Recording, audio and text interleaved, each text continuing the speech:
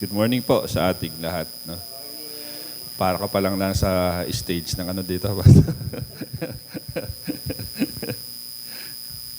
Shy type pa naman ako.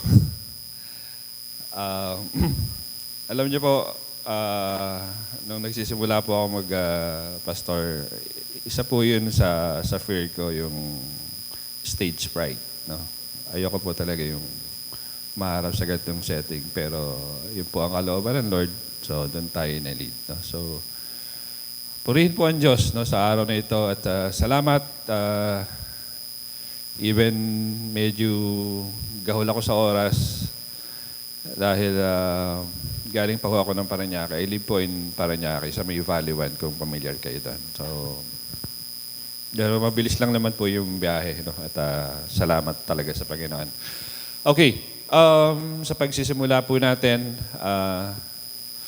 kumusta na po kayo sa pagsisimula ng taon for our 2024? Okay na ba ito? Ayan. Kumusta na po tayo? Ano ba yung expect natin sa 2024? No? Gaano natin hinanda yung ating mga sarili in facing the challenges and trials na alam naman nating darating, no? Sabi naman niya sa Biblia. Paano natin hinahanda ating mga sarili in facing this sa mga pagsubok na ito? And ang isa pong naging nabuong konsepto at alam ko nilagay din ng Lord sa akin ay yung mahanda natin yung ating maset natin yung ating mga priorities, no? Ano ba yung priorities natin? Si Lord ba? O yung mga goals natin? Sabi naman ng Biblia, ang tao gumagawa ng kanyang mga plano, pero ang nagdedetermine nito ay ang Diyos pa din. No? So, whenever na we set our goals or sa pagsisimula ng taong ito, even ang ating iglesia, ganon din ang nilalayon. Nawa, talagang ang bawat isa, ang bawat leaders, bawat workers, bawat members ng iglesyang ito, ay naayos niya ang kanyang sarili before the Lord. The same thing na matatakal natin ngayon, gagamit po tayo ng isang book from the Bible. Okay, this morning we will talk about the book of Haggai. No? Haggai, ano yun, Pastor? No? Sabi dito, this book was the second shortest book in the Old Testament and it communicates the message, put first thing first. Put first thing first. This book was written to people just like us who would say that God must be first, but they drifted away from this truth. Katulad natin, madalas sinasabi natin, ito yung tamang gawin pero hindi natin nagagawa. No? Di ba? Ganun ang, minsan, nasa isip na natin and yet, hindi pa natin nagagawa. No? They lived in misplaced priorities. Alam nila yung priority, pero nami-misplace nila ito. Karamihan ng tao, alam nila yung importante, pero nawawaglit nila yung mga importanteng bagay na ito. So Haggai was sent to help God's people to get their priorities in line with what they knew they should be. God sent Haggai para nang sa gayon mahanap muli nila at magawa yung tama. Bigyan ko lang po kayo ng konting backdrop dun sa the book of Haggai. Although ito yung book sa Old Testament na pangalawa sa pinamakaikli pero napaka-importante. Book of Obadiah was the shortest in the Old Testament, 1 chapter, 21 verses, and 670 words. Haggai has 2 chapters, 38 verses, and 1,131 words. If I am not mistaken, this book was the 8th shortest in the Bible. In this book, God sent Haggai to His people para maiayos nila ang kanilang mga priority o magawa nila yung dapat nilang unahing gawin. Mga kapatid, always remember that an unorganized life is the key to disaster. Kapag ang isang tao ay may hindi maayos na buhay, ito po ang susi sa paggulo ng kanyang buhay. Kaya nga kung susubukan mong hindi organize ang oras mo, kaya nga minsan ang tao, mayroon pa siyang planner na tinatawag magulo, di ba? In fact, ang church in other meaning is called organism, o may buhay o dapat may movement. Kapag ang church ay walang movement pero may maayos na structure, hindi pa din ito maayos. Kasi nga, we are called out ones, no? Hindi naman ito building. Ang church talaga ay mga tao na nagtitipon. Ito ay Assembly of God. Hindi lang organism ang isang church. Ito din ay organization. Since our God is a God of order, so gusto niya ang church ay maayos at may movement. Meron kasing may ayos pero walang movement, no? 'Di ba? Parang yung mga patay, 'di ba? May make-up pa pero hindi na gumagalaw. Remember that an unorganized life is the key to disaster. Your New Year resolution is not the solution. Sino po ba gumagamit dito ng New Year resolution? I thank you, wala na. Praise the Lord. Sabi nga nung isang kasama ko, New Year resolution, repeated solution. Repeated solution. Di ba? Kaya hindi nagtatagumpay ang isang tao kasi sabi niya, hindi na ako magyoyosi. 1 month nagawa. Next month, bumalik. Repeated solutions.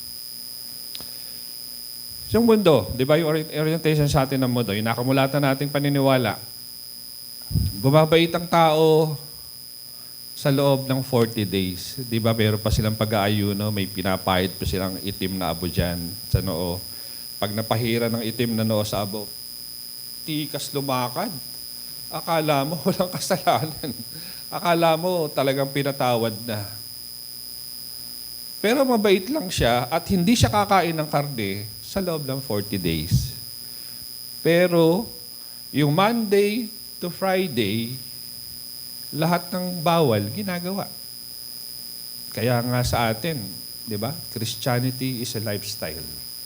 Christianity dapat experiential.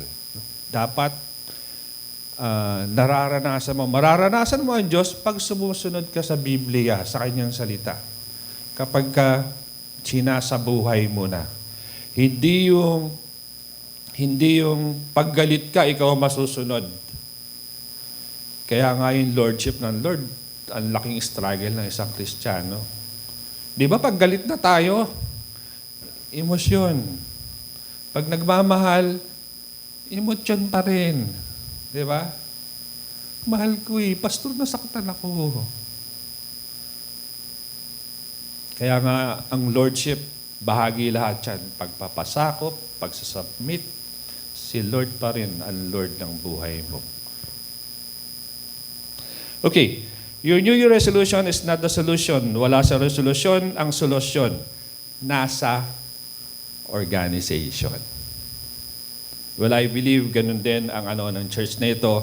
Kasi madalas naman kumukuha tayo sa mga corporate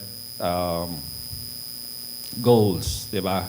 Kasi talagang nakapokus. Ang basehan lang talaga natin, babalik tayo sa Word of God. So kapag hindi mo inayos yung mga bagay na pinagplanuhan mo, disaster ang dulo nito. So Haggai spoke his message to the Jews on return to Jerusalem after leaving exile or captivity in Babylon. A book of Haggai ay nasa post-exilic era. Ibig sabihin, sila ay bumalik na mula sa pagkakatapon o exile o pagkalibin sa Babylon. Kung maalala natin, nawasak ang Jerusalem kasama ang Solomon's Temple 70 years earlier. When the Jews returned, they faced a daunting task of rebuilding the temple. So the first returnees made preliminary attempts to clear the debris and lay the foundations of the second temple. While they starting to do it, the Samaritans offered their services. Pero alam naman natin, they were not in good terms. So they refused the offer of the Samaritans. So nangyari, the Samaritan people treated the workers. No? So ang nangyari, hindi natuloy yung pagre-rebuild ng temple. As years passed, slowly but surely, Jerusalem came to life again. Unti-unti, bumalik ang kanilang mga buhay. Homes were built, stores opened, commerce established, fields planted, crops harvested, and life began to resemble normalcy. So nabalik na sa normal ang kanilang mga pamumuhay. However, Israel got used to life without the temple. Nasanay na sila na naman na mamuhay, kumain, magnegosyo, kumita, makipagrelasyon nang wala ang templo. So the foundations were overgrown with weeds, no? Yung mga trigo, talagang matatayog na doon sa pinaka-ground o ruins ng temple. They stood as a reminder that the Jews' failure to take care of God's house. 14 to 16 years has passed. Haggai appeared on the scene with one prevailing message. It's time to finish rebuilding the temple. So the book of Haggai was a message of priority. Put first thing first. The temple was the center of worshiping God. Back then, it represented the heart and soul of Old Testament religion. Although God is everywhere or omnipresent, the temple was the place on earth where God dwells on a special sense. Para sa atin ngayon, God is everywhere naman, pero sinasabi pa rin sa atin ng Lord, nagkakaroon tayo ng ganitong gathering, no? Tulad po ng ginagawa natin ngayon. Noong kasing panahon nila, ang temple to lie in ruins is to neglect the worship of God. Ito kasi ang inuutos at nilaan sa kanila ng Diyos ng time na yon. So ang ibig sabihin, pinabayaan nila ang pagsamba sa Diyos. It was a testimony of a misplaced priorities. It was embarrassment to God and a blemish on His reputations. Kaya eto ngayon si Haggai, no? Ngayong umaga mga kapatid, makikita natin kung paano natin aayusin ang ating mga buhay kung hindi pa natin naayos, no?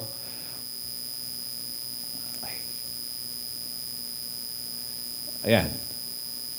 Sabi diyan, organize your life, put first thing first, no?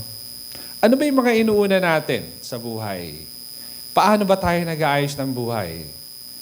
Mga estudyante, no? Yung mga young professional, paano ba natin inaayos ang ating buhay? Ano ba inuuna natin? In preparation natin for next day activities, tayo ba yung taong gabi pa lang nakaano na isusot natin?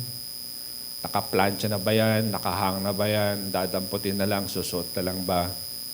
Sa mga bagong mag-asawa naman, yung normally, di ba, ang gumagawa na ng mga yung mga babae na, ihanda na, nakapatong na dyan sa bed, yung gagamitin ng kanyang asawa. So, ganun yung pagkaka-organize ng kanilang mga daily routine. Organize your life, put things first. Mga kapatid, it's not about resolution. It's all about an organization. Yan, samahan niyo po ako, nababasahin natin ang teksto mula sa Haggai chapter 1, verses 1 to 11. It says there, in the second year of King Darius, on the first day of the 6th month, the word of the Lord came through the prophet Haggai to Zerubbabel, son of Shealtiel, governor of Judah, and to Joshua, son of Jehozadak, the high priest. This is what the Lord Almighty says, these people say, the time has not yet come for the Lord's house to be built. Then the word of the Lord came through the prophet Haggai in verse 4, it is time for you yourselves to be living in your paneled houses while this house remains a ruin. Now, this is what the Lord says. In verse 5, give careful thoughts to your ways. Excuse me. Give careful thoughts to your ways, or sabi doon sa Tagalog, hindi ba ninyo napapansin ang nangyayari sa inyo? Verse 6, you have planted much but have harvested little. You eat but never have enough. You drink but never have your fill. You put on clothes but are not warm. You earn wages only to put them in purse with holes in it. Grabe, no? Parang naguhulog ka lang sa piggy bank na tumatagos yung pera mo. Verse 7, this is what the Lord Almighty says, give careful thought to your ways. Pag-isipan mo. Inulit, 2 ulit, verses 5 and verses 7. Parang sa Tagalog na sinabi dito, Alam ba ninyo kung bakit ganyan ang nangyayari? Ibig sabihin, may cause. May mga precedent na sinusundan. Go up in the mountains and bring down timber and build a house so that I may take pleasure in it and be honored, says the Lord. You expected much, but see, it turned out to be little. What you brought home, I blew away. Why? Declares the Lord Almighty. Because of my house which remains in ruin, while each of you is busy with his own house, therefore, because of you, the heavens have withheld their dew and the earth its crop. I called for drought on the fields and the mountains, on the grain, the new wine, the oil, and whatever the ground produces, on men and cattle, and on the labor of your hands. How to organize your life. When you organize yourself, this will lead you to a life of transformation. Kapag na-organize natin ang buhay natin, lalo na nakabase sa salita ng Diyos, talagang babaguhin ka nito. Siguro po kung alam niyo po yung pinagdaanan ko in the past, 10 years back, 15 years back, baka hindi kayo maniwala na nakatayo ako dito ngayon.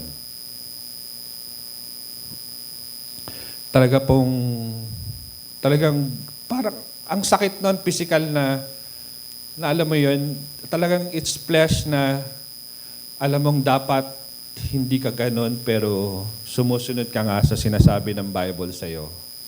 Talagang gradually po talaga. No?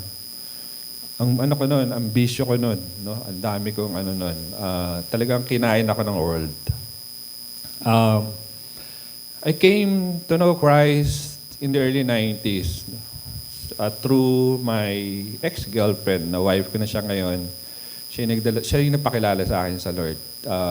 Hindi po ako nag-grow that much. Siguro parang 2 or 3 years lang, tapos kinain na ulit ako ng mundo. Nung nakita ko yung grace ng Lord doon all throughout, it took me another 23 years para bumalik doon sa fold ng Lord. No? Ang isang naging instrumental na realization sa akin ay nung maka-attend ako ng pagtuturo ni Pastor Jim ng Old Testament survey, nung doon pa yon sa may Petron. That's way back 2016 or 17, but I was in different organization that time. I was just invited lang ni Brother Ed Asiado to join. Sabi niya, pakinggan mo lang kung magugustuhan mo. So, na-realize ko doon, kasi since that's Old Testament, so there was one topic na hindi ba 40 years na nag-wander yung mga Israelites doon sa disyerto. Sabi ko, Lord, thank you. 23 years lang ako. Kayo kapatid, ilang taon kayong iikot sa Cades Barnea ninyo? Ako, sakit na sakit ako yun. Pati ba itong pastor na ito ginagamit ng Diyos? See? Ano po talaga? Gradual po talaga. Talagang, ang buhay ko na talagang, sabing pariwara. Imagine, umuwi ako ng bahay, 6 ng umaga, amoy alak. Kaya, pagbukas ng gate, nasa lubong ko yung anak ko, papasok, high school na sila nun. Para ako sinasampal. Grabe po yung pag in love din ng Lord sa akin na maialis ako doon sa environment na yon. So, bahagi po yun, talagang gradual talaga. No? Talagang pag hindi natin kinilala yung Lordship ng Panginoon sa ating puso, sa ating buhay, never na ma-attain mo yung the genuine transformation. Okay. Kaya sabi dito, when you organize yourself, this will lead you to a life of transformation. The moment ang buhay mo ay magulo, ang daming nawawala. The moment na magulo, ang daming hindi nagagawang tama. No? I pray that this message will change your mind and heart to organize your life once and for all, that lead you to your total and complete transformation. How to organize your life? Number 1, eliminate your excuses. Sabi ng verse 2, this is what the Lord Almighty says, these people say, the time has not yet come for the Lord's house to be built. Dito sinasabi muna ng Diyos, yung dahilan ng mga tao. Ang sabi nila, the time has not yet come. Hindi pa panahon.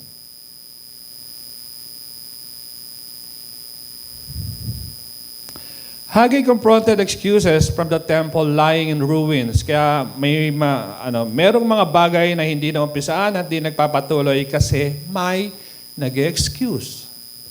Mga kapatid, hanggat marami kang excuses, marami kang hindi maumpisahan at marami kang hindi matatapos. Tadtarin mo man excuses ng kapatid ang buhay mo, hindi ka dadatnan ng success.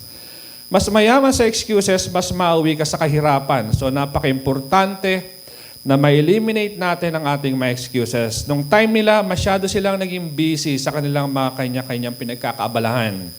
Kaya ang nangyari, may importante na hindi nila nagagawa. Pwede palang pinapaganda natin ang ating buhay, pero may nakakalimutan tayo. May importanteng bagay dito na hindi sila nagagawa. Sabi nga nila, hindi pa time. What an excuse, no? Hindi pa time. Yung sa kanila, time na. Yung kay Lord, hindi pa. Imagine, sinabi nila yon. Hindi pa time i-rebuild ang temple. Kaya kung dadali natin sa konteksto ng panahon natin ngayon, pwede ba tayo sa smart church na yan? Hindi pa nga tayo ready. Smart church agad. Ang bigat po nung ano. By the way, siguro po na ni Pastor Vic sa inyo yung tema ng CBC as a nationwide yung smart church, no? Medyo para sa akin mabigat kung titingnan ko as corporate ang taas ng standard. Actually kasi kung titingnan natin yung pattern last year, benchmarking na kasi yon. Benchmarking na yung ginagawa ng CBC. No? Tapos lalo na ngayon, no, talagang kaya pag hindi nagle-level up din ang ating pananampalataya, hindi tayo makakasunod. Kapag tayo lagi nag-excuse, may iiwan ka. In my observation, may ilang bagay dito when it comes to excuses, no? Number 1, excuses are not always intentional. Sometimes it's deceptional. Nadadaya ka ng mga excuses mo. Hindi nila sinadya nakalimutan ng Panginoon. Hindi rin naman nila sinabing, hindi ka namin mahal, Lord. Wala silang sinabing ganon. Excuses are not always intentional. Sometimes it's deceptional. May mga bagay na hindi tayo nagagawa kasi nadideceive na tayo. Nakala natin tama yung ginagawa natin ngayon. Kapatid, what are your priorities? Ano yung nasa isip mo na pumasok yung 2024? Ito gagawin ko to, hindi ko ito nagawa ng 2023. Ano, 2023, 80% lang binigay ko kay Lord. Ngayon, 90%.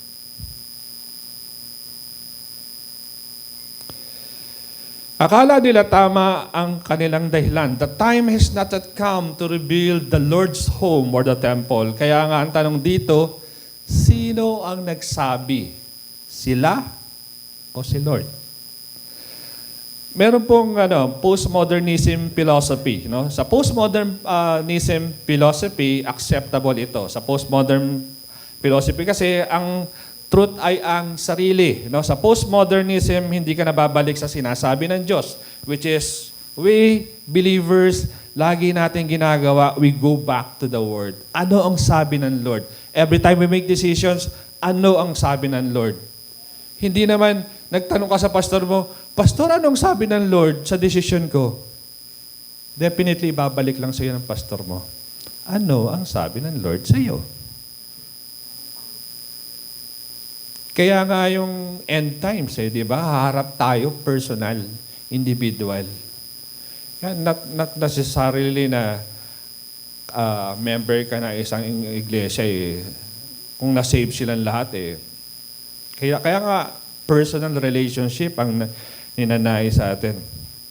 So balik tayo dun sa postmodernism. No? Sabi dito, postmodernism, hindi ka nababalik sa sinasabi ng Lord. Ang truth doon ay tayo. No? Ang truth doon ay yung nararamdaman natin. Pansinin natin yung mga kabataan ngayon. Di ba? Ayaw na pagsasabihan. Pag napagsabihan, sila pa yung galit. No? Feeling nila, lahat ng sinasabi nila ay tama. Lalo na yung mga young people na maagang nakahawak ng pera. No, yung sumasweldo na sila kasi madali lang makapasok sa mga call centers ngayon. Akala nila, no, lahat ng ginagawa nilang pagdidesisyon sa buhay ay tama. No, parang hindi na sila pwedeng igiya ng kanilang mga magulang. Kaya sabi dito, excuses are not always intentional. Sometimes it's deceptional. Mga kapatid, ingat sa mga lumalabas sa ating mga bibig. Number 2, excuses or explanations that leads to procrastination. Procrastinations is yung lagi ka nagpapaliban. Yung tinatawag ka, alam mong nangungusap na ang Lord sa iyo for you to be able to engage or involve in ministry. Lord, parang hindi pa time. Excuses. Lord, nasa praise and worship naman ako Di ba sapat na yon? Excuses or explanations that leads to procrastinations, no? Ito yung nag-explain pero nagli-lead sa kawalan ng ginagawa. It is most of the time, it's a reason that doesn't lead to solution. Meron ka na bang narinig na ganun? Ang daming reason pero walang solution. Anong tawag doon? Excuses. Ang dami mong reason pero wala kang ginawang solusyon. Ang ibig sabihin, delaying tactics. We can always find rational justification for not doing what God wants us to do. Madalas, gina-justify lang natin ang mga bagay para hindi natin magawa ang pinapagawa sa atin ng Diyos. Basic. Munta tayo sa ating spiritual discipline. How's your prayer life? How's your Bible reading? How's your quiet time? Basic, di ba? Sabi nga nung ating senior pastor, organic way. Kasi hindi mo masasabing lalago ka na magagawa mo yun alone. Kailangan maging accountable doon yung nagdi-disciple sa'yo. Kasi kung ikaw lang, ang daling mag-skip. Lord, hindi ko nagawa ngayon. Pwede ba bukas? Sa kabubukas mo, na-delay yung dapat mong unahin. Madaming Christian na sumasablay, no? Sa ganitong pamamaraan. Kaya ang buhay Kristiyano hindi ma-organize. Kaya naman ang sagot ni City Bible Church dito, for you to become disciple or follower of Christ, you must be fast. Alam natin yung fast, no? Nag-fasting na ba kayo? Fast, di ba? Faithful, aning A? Available, submissive, teachable. Hindi pwedeng maging faithful ka lang sa iyong giving or your tithing na tinatawag.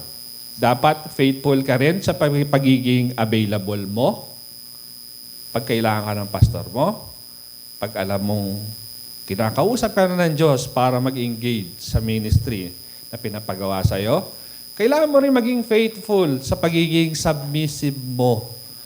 Nag-submit ka ngayon kay Lord, itong linggo na ito, nagsimba ka. Next Sunday, hindi ka faithful, hindi ka consistent. Kailangan maging faithful ka sa pagiging teachable, natuturuan, nagpapaturo. Kasi ang isang taong hindi pa handang magbago ay hindi pa siya handang matuto. Kaya nga ayaw ng mundo ng Bible eh. Alam nila babaguhin sila eh. Hindi ka pa handang magbago kung hindi ka handang matuto. Teachable. Okay. Ang bigat ng ng CBC, Fast. Fast. Kaya nga tayo, hindi na tayo magko-concentrate sa mga dinidisciple natin kapag wala itong attitudes na ito. Pag wala siya doon sa FAST. Hindi ka na magpo-focus dyan. Lipat. Don't waste your time. Before, ganon ang ginagawa natin. Pero ngayon, iwan mo na sila. Ang dami nating pwedeng rationalize, ang dami nating justification para hindi gawin yung pinapagawa sa atin ng Diyos na tama. Pwede nating sabihin, katulad na sinabi nila, the time is not right. No? Hindi pa panahon. Maaring may busy pa po ako sa pamilya ko. Kinakailangan ko pong munang ayusin yung buhay ko. Parang tama naman. Di po ba?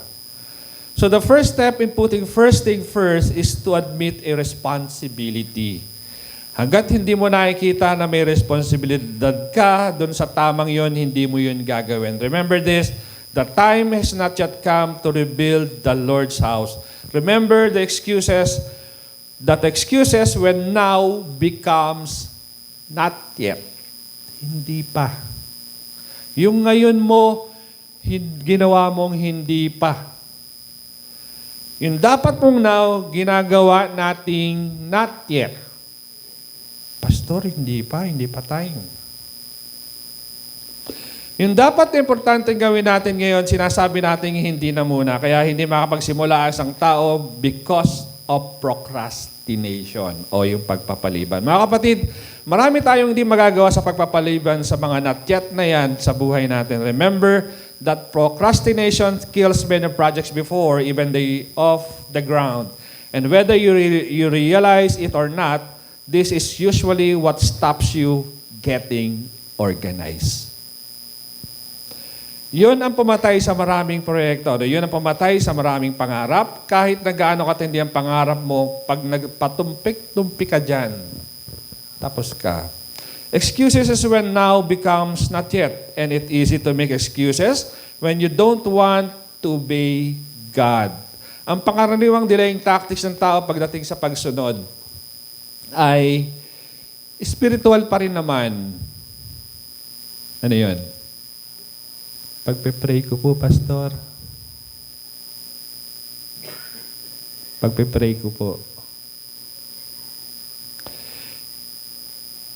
Ang dami ko pong narinig na ganito, no? Wala pang problema, wag mo lang gagawin yung now mo na not yet, no? Kaya nga tayo nagpe-pray, ang kasunod nun, works.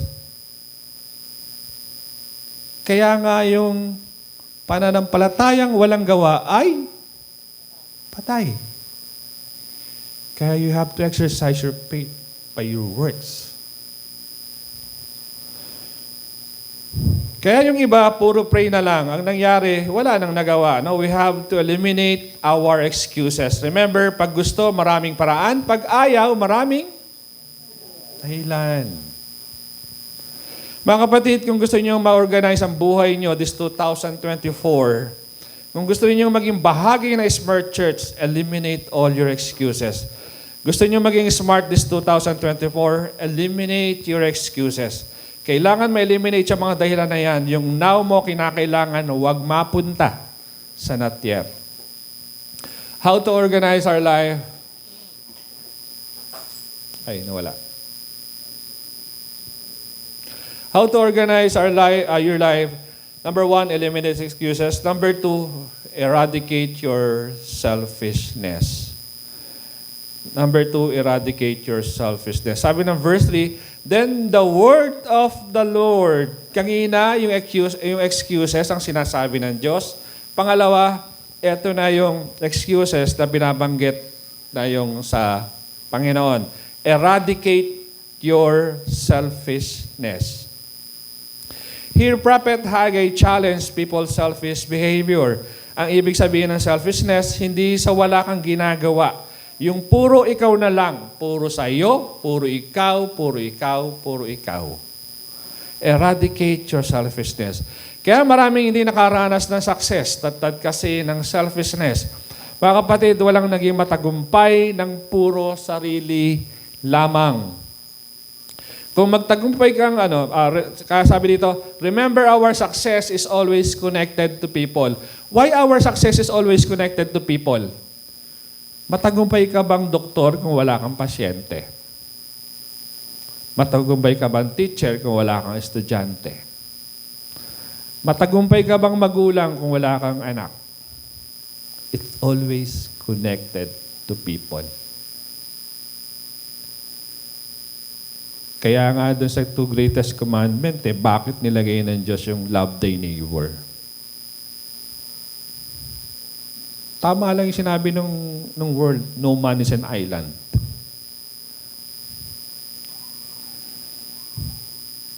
Sabi ng isang commentary, yung paneled houses na tinutukoy dito, no, sa verse 3, no? Sa verse 4, sorry. Sabi diyan, then the word of the Lord came to the prophet Haggai. It is a time for you yourselves to be living in your paneled houses while these houses remain a ruin. Sabi ng isang commentary, yung paneled houses na tinutukoy dito, it refers like of that king's roof, or not an ordinary dwelling. Sabi, maganda. Parang bahay daw ng hari. Ibig sabihin, maayos. While the temple remained non-existent. Maayos ang mga bahay nila, pero may mga naiwang hindi naayos na mas importante. Mga kapatid, ingat po tayo ba kasi may inaayos tayo na akala natin yun lang dapat, pero may nakalimutan tayo na mas importante na dapat ding ayusin at unahin.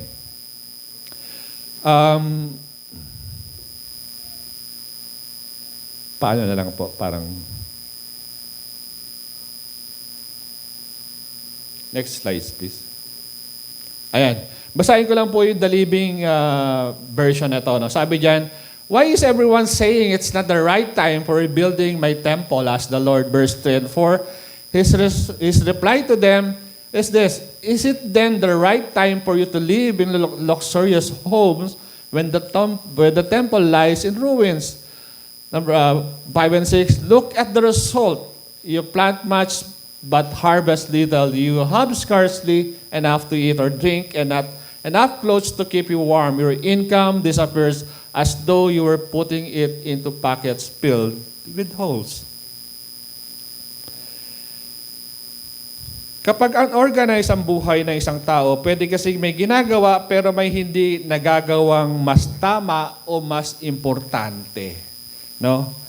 Ang daming nasasayang kapag ang organized ang buhay ng isang tao, ang daming tapon. Malalaman mong unorganized ang buhay ng isang tao kapag maraming tapon.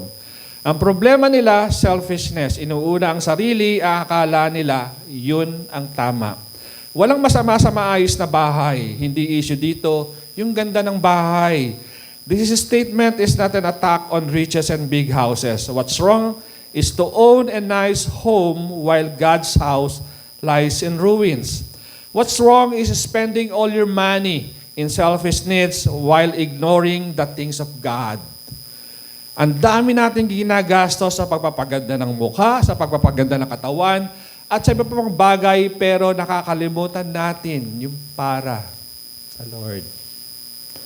What's wrong is spends one's time, one's best hours, one's talent for selfish pursuits, while the things of God are left undone. Put first thing first. Pastor, di ba dapat sa pastor lang yan? Hindi yan, kasi di ba dapat trabaho yan ng pastor?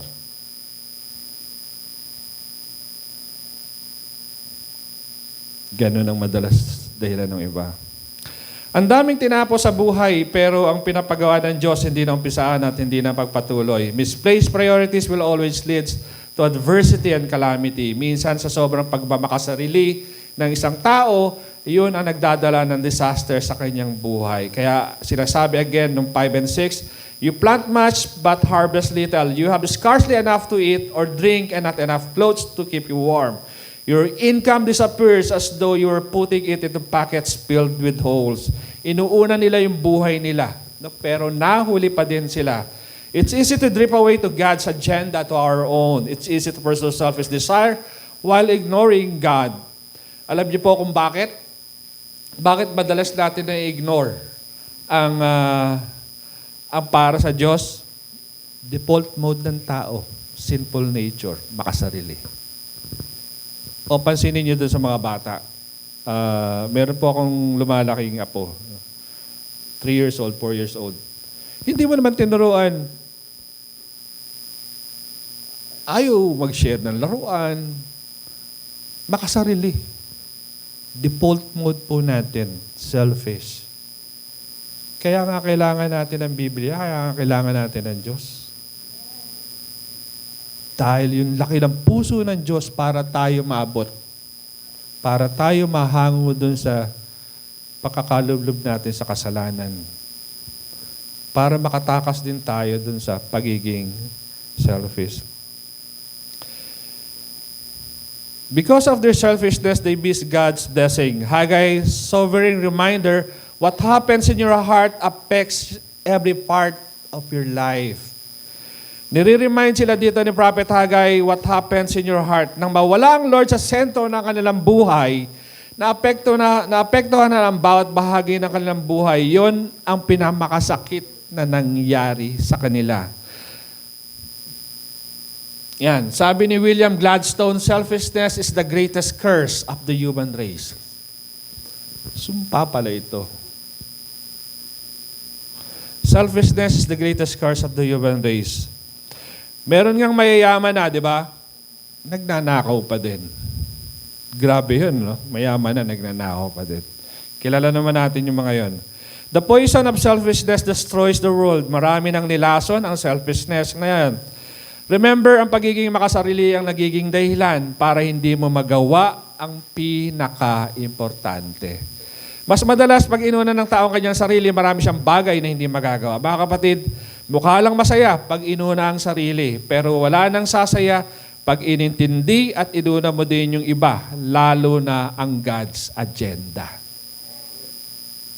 Inuna ba natin ang God's agenda for 2024? Nung pagpalit pa ng taon nung midnight, do we pray na, God, Lord, lead me in 2024. Teach me to listen to your word, Lord. Sabi ng Matthew 6:33, di ba? Seek first His kingdom and His righteousness, and all these things will be added unto you. Isa po ito sa biblical principles na tinatayon ko bilang lingkod. Talagang kinorek po ako nito unti-unti. Paano naman, nag-i-start na ako mag-serve, nataya pa ako ng loto. Sino mga dati nataya ng loto dito? Nataya na ako. Nataya pa ako noon. Gustong-gusto ko pa noon, nagko-commute. Sarap palang mag-commute. Kasi dadaanan mo, tayaan ng loto. Lord, bless mo naman yung simbahan, no? Panalunin mo naman ako sa loto. Siyempre, hindi bibigay ni Lord. Kapag hindi sinik at inuna si Lord, yung mga bagay na yon hindi mo ma-add. No? Sabi kasi, and all these things will be added unto you. Nandyan na. Kaya lang, uunahin mo si Lord. You have to seek Him first. You have to seek Him from up. You have to praise Him. You have to seek Him in the middle. You have to seek Him at the bottom when you kneel down. Lord, di ba sabi naman niya, when you seek me wholeheartedly, sabi sa Jeremiah, you will find me. Pag hinanap mo ng buo mong puso, pag half-hearted, never, kapatid. Hindi mo yan makikita. Seek first His kingdom and His righteousness, and all these things will be added unto you. Pansinin mo na lang yun sa account ng creation eh. Pang ilang araw bago nilikha ang tao? Pang ilang araw? Anyone? Pang-anim. Bakit pang-anim? Binigay na niya yung mga kailangan.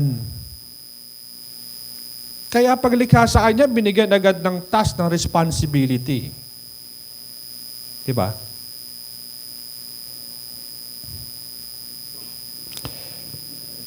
Sabi dito, kapag hindi sinik at inuna si Lord, yung mga bagay na yan, hindi yan ma-add sa iyo. Kuhanin mo man ng sapilitan, magiging sumpalang ito sa buhay mo. Di ba yung mga nag-aapurang yumaman, no? Nag-aapurang guminhawa sa buhay.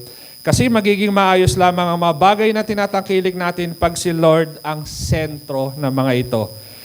Ilang tao na ang yumaman at doon pa nasira ang pamilya. Ilang tao na ang nagkapera at doon pa naging masama. Kapag sarili lagi ang sa sentro, doon nagsisimula ang unorganized life. So we must eradicate selfishness po sa buhay natin. Sinasabi lang dito, burahin nyo yung selfishness na yan sa buhay nyo. Lason yan. Poison. Selfishness is the greatest curse of the human race. Let's go to number 3. Paano lang po. Next slide, please. How to organize your life, evaluate your activities. Ito, marami tayo activities daily. No? Verse 5. Now this is what the Lord Almighty says, give careful thought to your ways. You have planted much, but have harvested little. You eat, but never have enough. You drink, but never have your fill. You put on clothes, but are not warm. You earn wages only to put them in purse.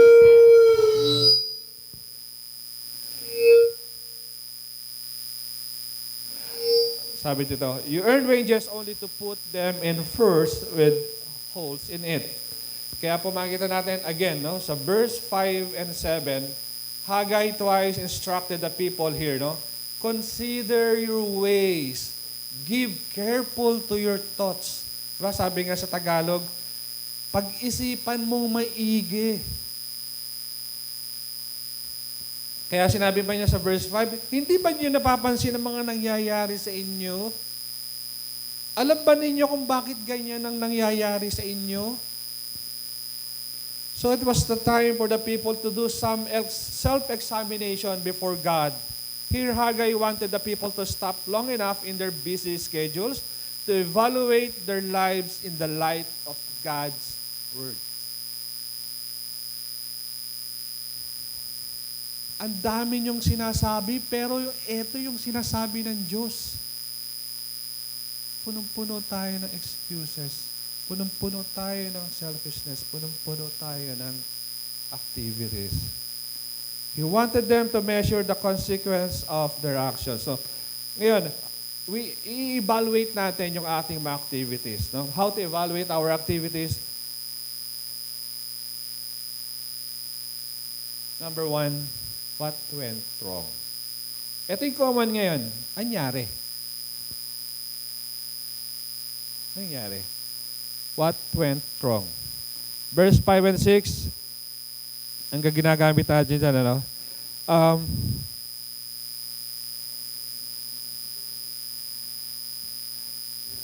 What went wrong, no? Number 1, they were busy but not productive, no? Even in other companies, no, madalas ang evaluation, no? When I was in corporate before, no, grabe, no, quarterly. Walang ano, parang walang ano pa yung employer mo, no? Nakakuha ka na ng marking na 80%, gusto pa mag-85, gusto tumaas ng tumaas, no? Well, ganun din naman, ano? Kaya they were busy but not productive.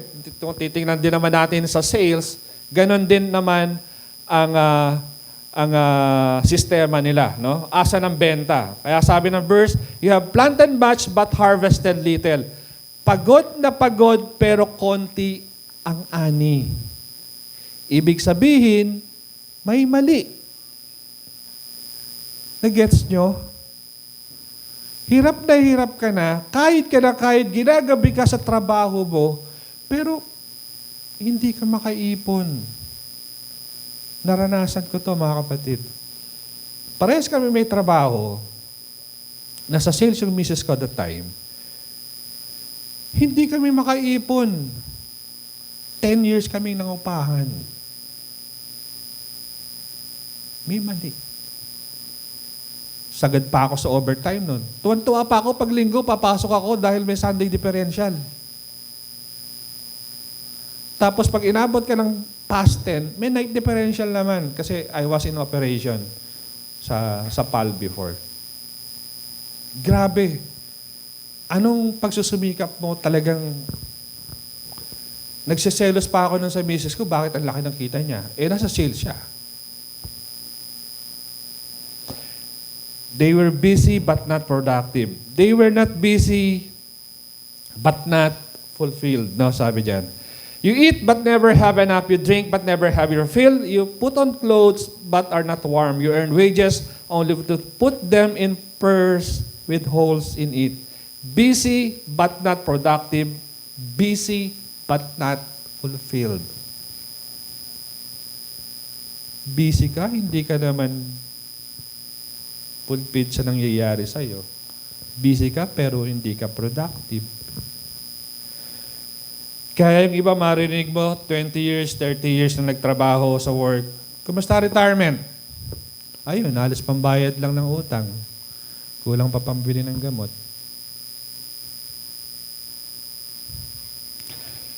Yung pagsweldo mo tapos ang lungkot mo, sa dami ng pinagkakabalahan, ang resulta kalungkutan pa din. Ang daming tinanim pero walang inani. Ang daming kinain pero hindi naging healthy. Give careful to your thoughts. Consider your ways.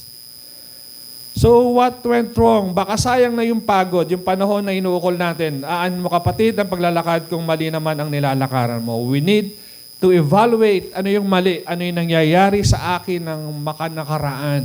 Di ba? Ang tao kasi, parang naka-default mode siyang, this time hindi ko nagawa yun.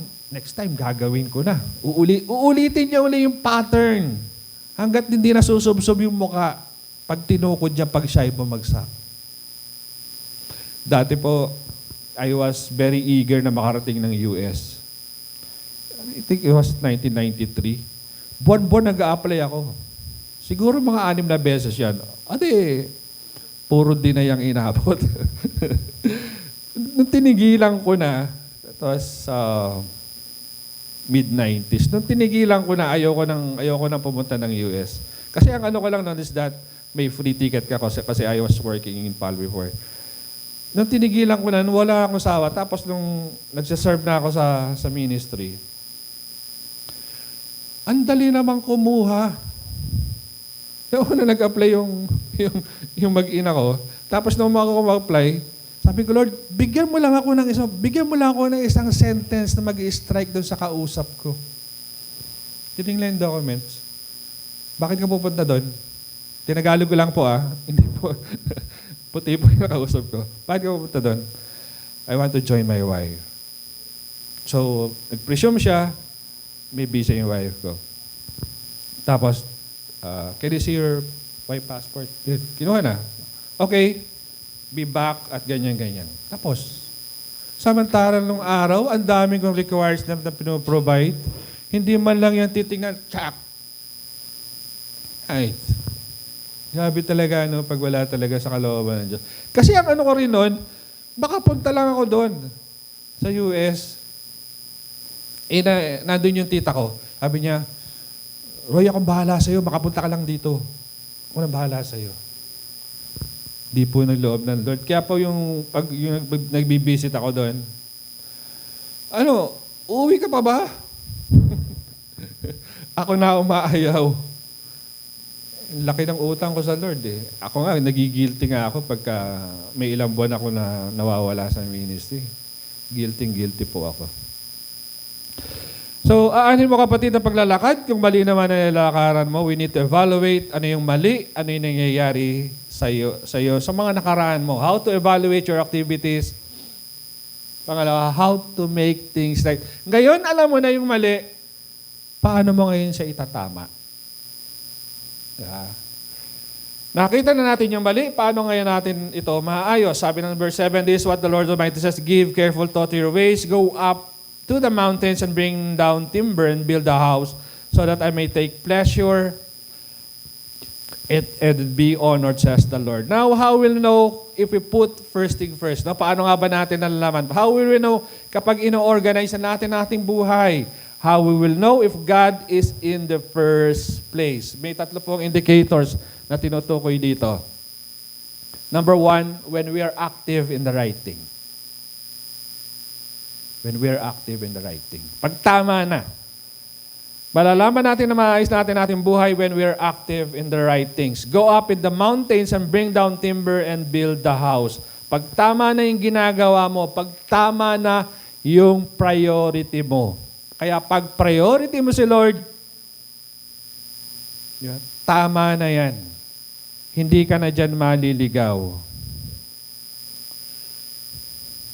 Share ko lang po yung book nitong si Stephen Covey, no? Ang pangalan, 7 Famous Habits. No? Sa planning po ninyo, pwede nyo rin gamitin. No? How are you going to determine your priorities? No? Sabi niya dyan, number 4, not important and not urgent. Number 3, not important and urgent. Dito madalas nagfo-fall ang karamihan sa panahon natin. Uunahin nila yung kung ano sa buhay nila na akala nila importante. No? Not important pero urgent sa kanila. At number 2, important and not urgent. And number 1, important and urgent. Remember yung SWOT analysis natin kung meron tayo. Pastor, yung SWOT analysis natin, yung strength, weakness, opportunities, and threats. Ma-apply mo sa dyan, sa 4 na quadrants na yan. Maganda yung book na yan. No? Hindi ba, Pastor, importante yung bahay nila? Importante yung pamilya nila? Yes, importante. No? Pero si Lord, di ba importante din? Make things right. Mga kapatid, aanin mo ang pamumuhay kung wala naman yung nagbibigay ng tunay na buhay. You have to seek first His kingdom. Dapat laging nasa unahan si Lord. Hindi ba alam ng Lord na ikaw ang breadwinner? Hindi ba alam ng Lord na hirap ka na? Kapatid, alam ng Lord yan. You have to seek Him first. At ang lahat ng yan. Huwag ka lang mag-apura. Kasi talagang dinidevelop ng Lord yung character natin dyan. Paano mo malalaman na in-organize mo na ang buhay mo when we are active in the right things? At kasunod, when God is glorified. Sabi ng verse 8b, so that I may take a pleasure in it and be honored. Sabi ng Diyos. Malalaman mo, kapatid, na tama ang ginagawa mo pag nakaka-glorify kay Lord ang lahat. Hindi lang ng ilan na ginagawa mo, lahat ng aspeto ng buhay mo. Isa pang magandang biblical principles is yung sa 1 Corinthians 10:31. Whatever you do, you eat, you drink, do it all for the glory of God.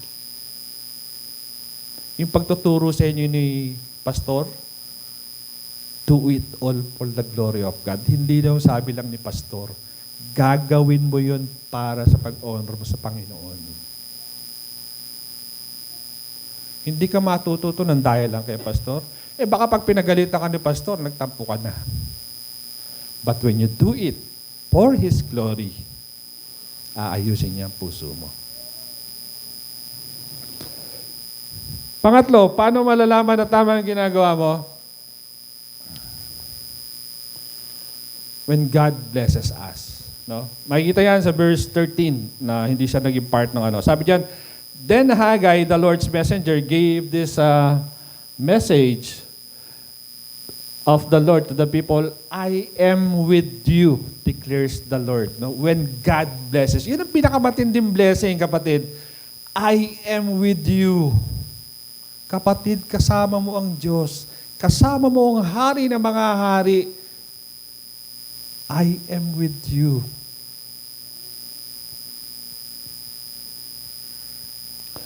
Malalaman mong tama ang ginagawa mo, malalaman mong sinasamahan ka ng Diyos kapag ikaw ay umaani ng kanyang pagpapala. So, yun yung mga bagay na tatanungin natin. What went wrong? How to make things right? And how to evaluate our activities. The last, bakit Lord? Why Lord? You will ask the Lord, bakit Panginoon nangyayari ito? Verse 9, you expected much, but see, it turned out to be little. What you brought home, I blew away. Why? Declares the Lord Almighty. Because of my house, which remains a ruin while each of you is busy with his house. Ito po yung tanong natin sa pangatlo, dapat yung purpose o yung reason. Bakit, Panginoon? Ano yung purpose po? Ano yung dahilan mo? Kasi His ways are higher than our ways. Di ba? Kasi tayo lang kasi ang tayo lang mapilit. Mga kapatid, hindi mali na intindihin ang ating pamilya, hindi mali na unahin natin ang ating mga tahanan. Ang mali ay kalimutan mo ang Lord. So take time to evaluate. Evaluation is a good thing. That is why teachers give tests and employers hold job interviews. Why? Ini-evaluate nila kasi yung tao. Each day we need to evaluate how we use our money, how we use our talents. Examine din natin, sino ba itong mga pinipili nating kaibigan at nakakasama. Bakit? Tandaan mo kapatid, nakaka-apekto ng malaki yan. Kasi may mga values, lalo na kung non-believers, yung mga nakakasama natin. May mga values din sila eh. Paano kung i-insist nila yung values nila sa atin? Meron tayong moral values bilang Kristiyano.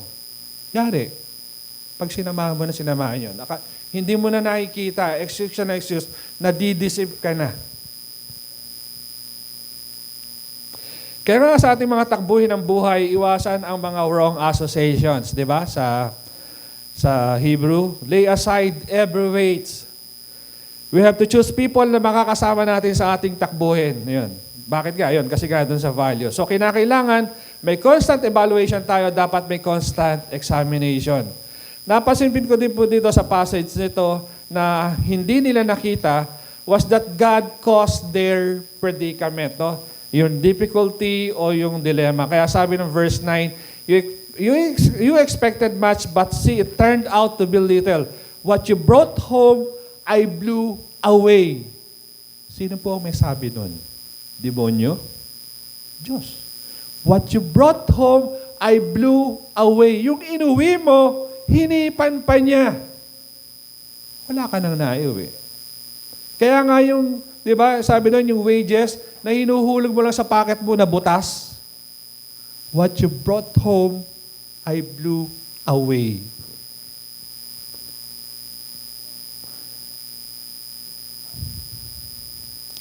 Ang problema nila mga kapatid, they hadn't stopped to consider that God was trying to tell them something.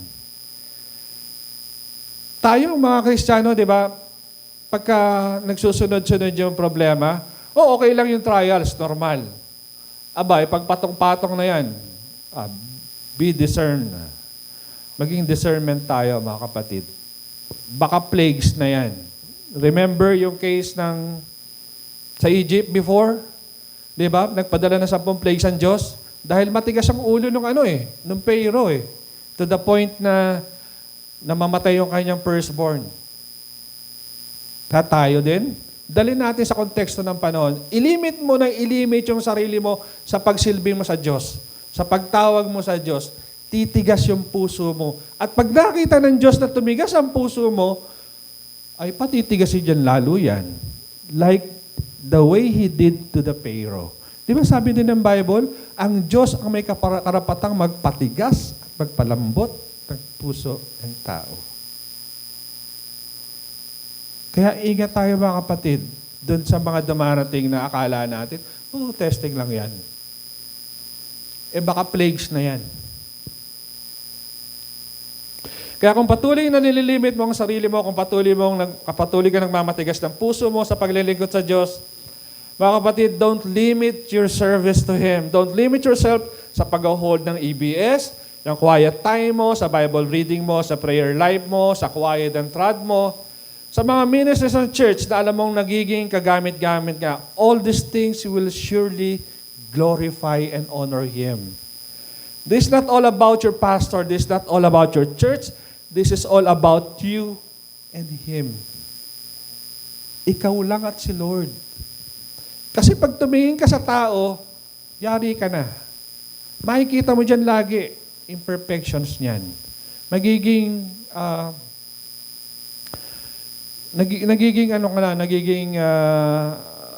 finder seekers ka na. Mali na lang hahanapin mo dyan. Same with the Jews, no? Ang daming nangyari sa buhay nila, hindi pa sila huminto para mag-evaluate, no? Ang dami pong ganyang tao, nalulunod na, tinutuloy-tuloy pa rin. Nagkakasira na ang buhay, ang pamilya tuloy-tuloy pa rin. Hindi nila alam kumikilos ang Panginoon. Minsan parang tapik yan o palo sa atin. Hindi lang yan galit, pagmamahal din yan. No? Sino sa ating mga magulang ang minsan napalo na natin ang ating mga mahal na anak? Di ba bahagi yun ng pagmamahal, pagdidisiplina? Kaya kayong mga bata, mga anak, no? Pag napalo, pag napagalitan, submit pa rin sa magulang. Kasi bakit? Sila ang authority ng Diyos over you. Hanggat nasa bubong kanila nakatira, sunod, obey lang. Bakit? Palang araw magiging magulang ka din.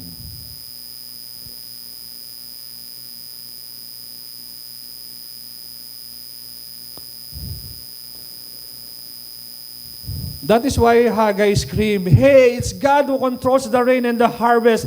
He is withholding His blessing because of your priorities are not right. Put His house first and He will bless you." Put His house first and He will bless you. Seek Him first and He will bless you. You want blessing? You have to seek Him first. Kaya mga kapatid, dito sa church, marami tayong pwedeng gawin basta hindi natin kinalilimutan yung expansion para sa kingdom ng Lord. No? Kasi may hirap kung puro sarili natin, puro buhay natin, sa dami ng dalahin natin, nakakalimutan natin ng Diyos. At maliwanag sa akin mga kapatid, malaki ang epekto nito sa buhay natin. Para hindi masayang yung pinagkakakitaan mo kapatid, huwag mong kalilimutan yung gawain ng Panginoon. Blessings come through obedience. If you want to experience God's overflowing blessing, you will put Him first. Mga kapatid, kahit anong sikap mo at sipag mo, kapag mali ang priority mo, calamity pa rin ang ending. No?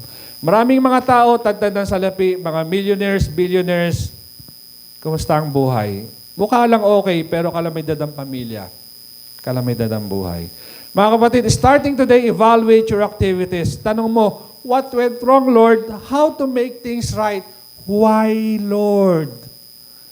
Kakausapin ka ng Panginoon, lalo at alam niyang gusto mong mag-ayos ng buhay. How to organize your life? Number 1, eliminate your excuses. Sapat ang mga excuses para hindi matamo ang success. Yung now, wag natin gawing not yet. No? Number 2, eradicate your selfishness. Wag puro sarili. Dahil walang nagtatagumpay lang puro sarili. And number 3, evaluate your activities. Sinabi natin kanina, it's not about resolution. It's all about organization. Because it will lead us to a transformed life.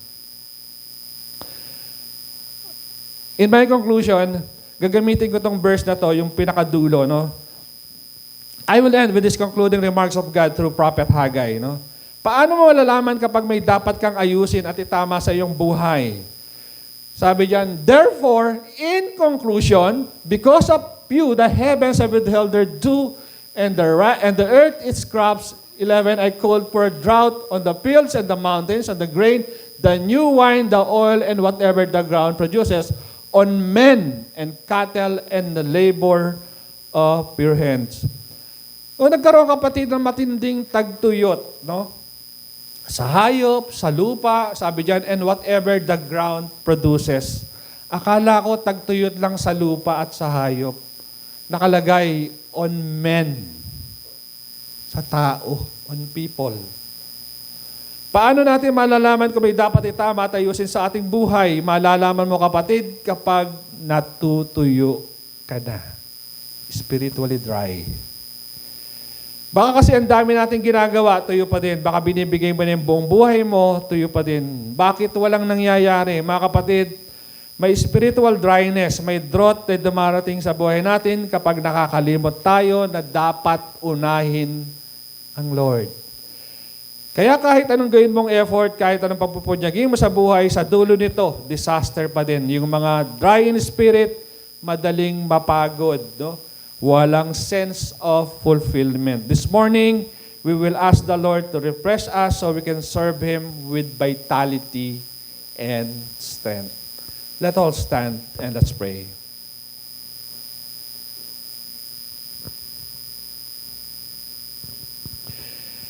Heavenly Father, salamat po sa reminders na ginamit mo sa Book of Haggai. Salamat po sa CBCB niyan, sa leadership ni Pastor Vic for an opportunity na ma-share, Panginoon, ang iyong salita. Lord, may you continue to help us and teach us na laging nakasusunod sa mga sinasabi. And tulungan mo kami, Panginoon, na ikaw lagi ang priority over and above our priorities, Panginoon.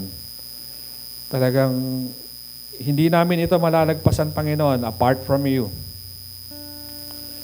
Lord, we have prayed yung tinatawag na spiritual dryness. Gawa kami ng gawa, wala kaming contentment, wala na kaming fulfillment, mali na pala. Lord, refresh our souls, refresh our lives. Sa iyo lang nanggagaling ang tunay na buhay, ang buhay na pangako mo that life in abundance. Lord, salamat sa salita mong patuloy na nagbibigay sa amin ng confident hope. Talagang buhay siya, Panginoon, dahil na-i-apply namin sa aming buhay. Although nadidisiplina kami, pero ang ending, success. Sabi mo nga, I am with you. I am with you. Please be with us, Lord, whenever we go. Whatever we plan, sabi mo nga, you determine every step. We make plans, but you determine every step, Lord. Lord, salamat po sa opportunity ito. Salamat. At it's my prayer, Panginoon, na magkaroon ng conviction sa bawat puso ng bawat isa, sa leaders, sa members, sa workers, na ikaw ang dapat unahin above all else. Lord, we give you glory, we give you honor. In Jesus' name we pray. At ang lahat po ay magsabi ng Amen, Amen.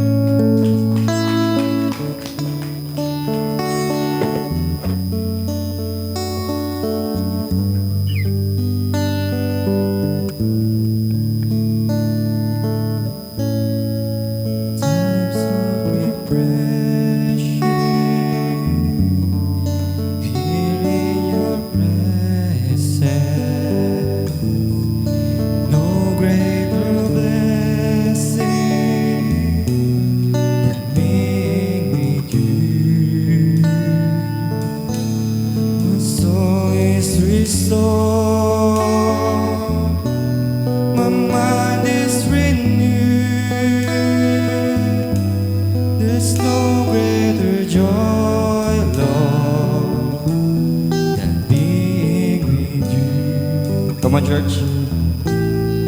Times of refreshing, here in your presence,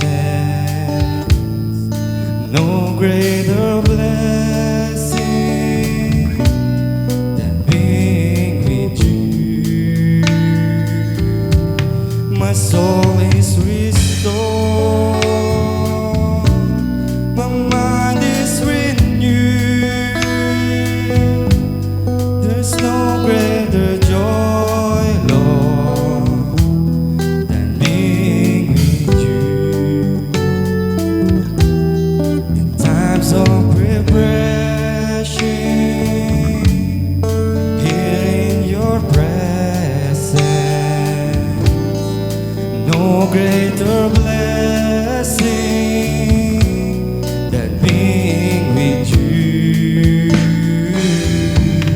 My soul is restored, my mind is renewed. There's no greater joy, Lord, than being with you. For the last time. Times of refreshing, here in your presence.